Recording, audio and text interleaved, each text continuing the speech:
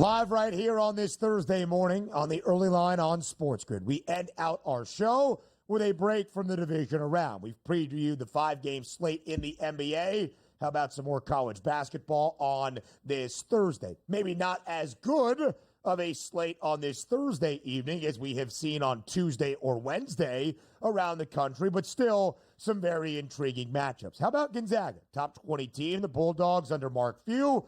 It's what we've come to expect in the past 2 decades in a West Coast Conference game, WCC action in Corvallis against Oregon State. The Beavers and the Cougs, that would be of Washington State, of course, remained in the Pac-12, if you will, but rather independent throughout the FBS college football season. In college basketball, they are legitimate conference members in the WCC. They had a scheduling alliance in football with the Mountain West, but legit members in basically every other sport, including basketball, in the WCC, a conference that Gonzaga has thoroughly dominated for the last decade plus. Gonzaga is perfect this year in WCC play, 5-0, but a double-digit favorite in all 5 conference games for the Dogs this year, and the Zags are just 1-4 against the spread. This is a single-digit number on the road in Corvallis, and Oregon State as an underdog this year,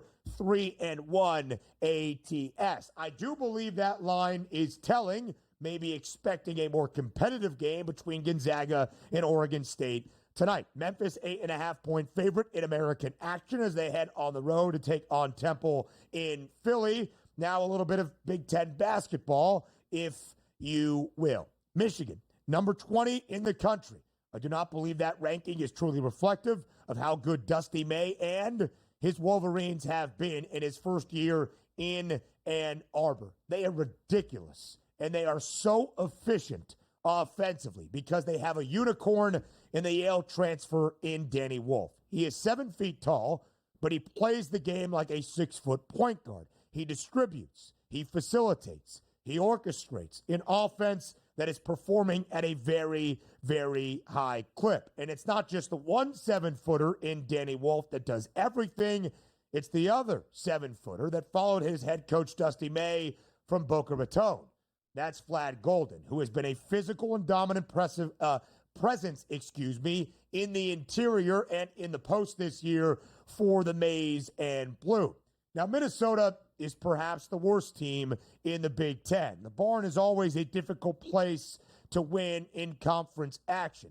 This line probably inside the Chrysler Center in Ann Arbor would be closer to 13.5, 14 points. It's still double digits. I do believe Michigan wins this game. Is it a trappy spot? I do believe the Wolverines remain undefeated in the Big Ten. If Michigan wins tonight, as their arch rivals in Michigan State did yesterday night, both the Spartans and the Wolverines would be the only undefeated team still standing in Big Ten play. Perfect at 6-0. That is going to make for a very compelling storyline throughout the remainder of this Big Ten slate. 2 teams in the Wolverines and the Spartans battling it out for a Big Ten title. Now that would be very, very fun. Nebraska at home inside Pinnacle Bank Arena. Well, a difficult place to win for Big Ten foes and regular foes alike. 20 consecutive wins for the Cornhuskers inside the vault in Lincoln, inside PBA. It's why the Huskers are laying 8.5 points against Rutgers. A critical win for the Scarlet Knights over the weekend inside Pinnacle Bank, inside Jersey Mike's Arena, otherwise known as the Rack, a game that Rutgers had to have, a game that Rutgers got. Now, with that being said, the Scarlet Knights on the road, a very different story, especially heading to Lincoln. But if Dylan Harper and Ace Bailey, the outstanding true freshman for Steve Peichel, can perform, might this game be close tonight? Our boss, Greg Sussman, and his Terps, a precarious start to this Big Ten slate, only laying 1.5, a short spread as they head to Northwestern tonight against the Wildcats in that matchup. We'll see what Chris Collins and his Cats have tonight for the Terps. How about some CUSA action? Liberty, one of the better mid-major programs in this sport, laying 9.5 points against UTEP. So, not exactly the most marquee of slates on this Thursday night in college basketball, but again, some really great games to pay attention to.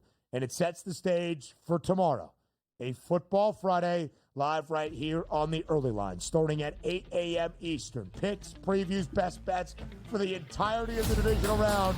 We'll talk to you then.